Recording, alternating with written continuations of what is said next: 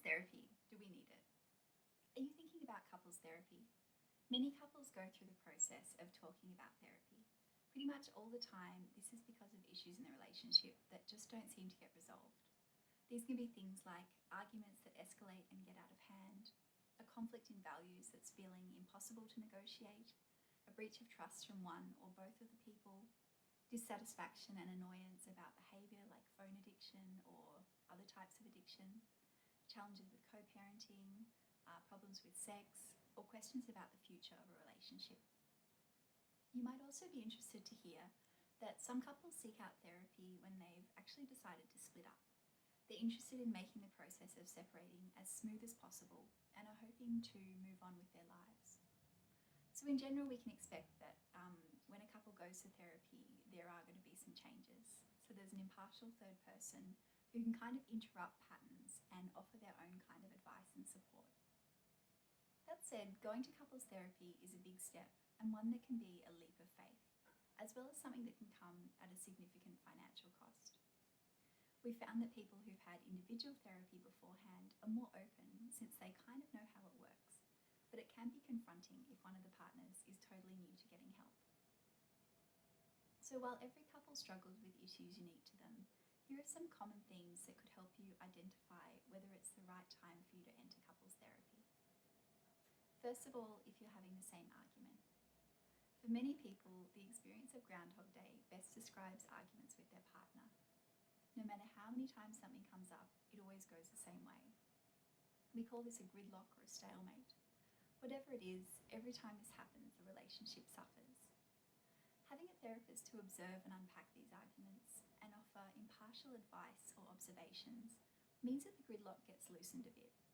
It's not about deciding who's right and wrong in this situation, but more about finding a way to no longer have to have the argument. Remember, couples counsellors do this kind of thing every single day, and they're really skilled at noticing patterns and ways of relating that are really helpful for each individual. Just like you go to a dentist to diagnose your issue with your back molar, you can go to a couples therapist for them to be able to use their expertise to diagnose and offer some suggestions for those relationship problems. So reason number 2 is perhaps you're looking outside of your relationship. So if your eye is starting to wander, it could be that you're not necessarily having your needs met within the relationship. So it could be that your physical and emotional needs are unmet. So feeling an infatuation or interest in someone outside of the relationship might be totally normal. But if you're seriously considering acting on this, it might be useful to have some time to reflect and consider what's actually happening. So the therapist will probably understand that just because you're attracted to somebody else doesn't mean that you're a terrible person. It could mean just that there's some things that need to be explored within the relationship. So the third reason might be that you've recently undergone a major change. So nobody really likes change, and it can trigger all kinds of unexpected reactions in us.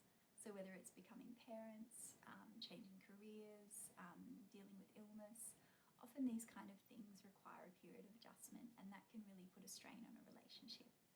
When we're stressed and under pressure, we lose our ability to be empathic. So we can kind of miss opportunities to support our partner or when they might need us to be there for them, and vice versa.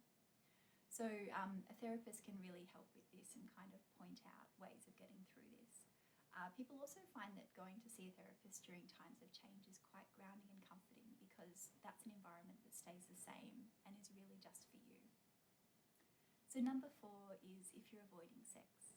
So we know that sex can kind of ebb and flow through a relationship, and that's really just part of life. But if you're finding that you're avoiding sex or it's provoking anxious or aversive emotions, it might be time to seek some help. Often feelings of resentment or anger can build up, and this can really get in the way of us wanting to be close and intimate with our partners. Good sex is about good communication, so if there's an issue with communication, it's likely that it is affecting your sex life, and that's affecting the connection between the two of you. Most people find that when they do take this to therapy, it's got really good results because it's not really rocket science, and they find that they're a lot closer than they were previously. So the final reason is if you don't feel like yourself in the relationship.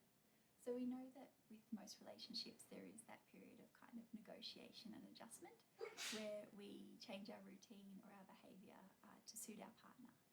And that's really normal. You know, you might go to bed a bit earlier so that you can get up early with them, to suit their routine. I guess the issue might be if your friends are noticing that you've changed a lot, or that you don't seem to be happy, or that when you're around your partner, you're not necessarily feeling comfortable about being yourself. And that can be a real challenge to be able to figure out, well, how can I be in this relationship but still be comfortable with myself and who I am? So that's a great opportunity to go to therapy either by yourself or with your partner and just talk through how you'd like to be in the relationship and the parts of you that you'd like to keep and the parts of you that you'd like to share with your partner. So that's some things to think about if you are considering going to therapy. Obviously, there's a lot more reasons that might bring you there. You might just want to kind of improve some of the patterns and communication skills that you have. I would say that most people are really glad that they've sought out therapy. It gives them tools and skills that they use throughout their whole life and not just in their romantic relationships.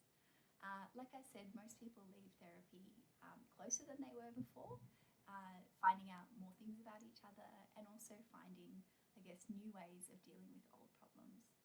So I hope that's helpful and see you next time.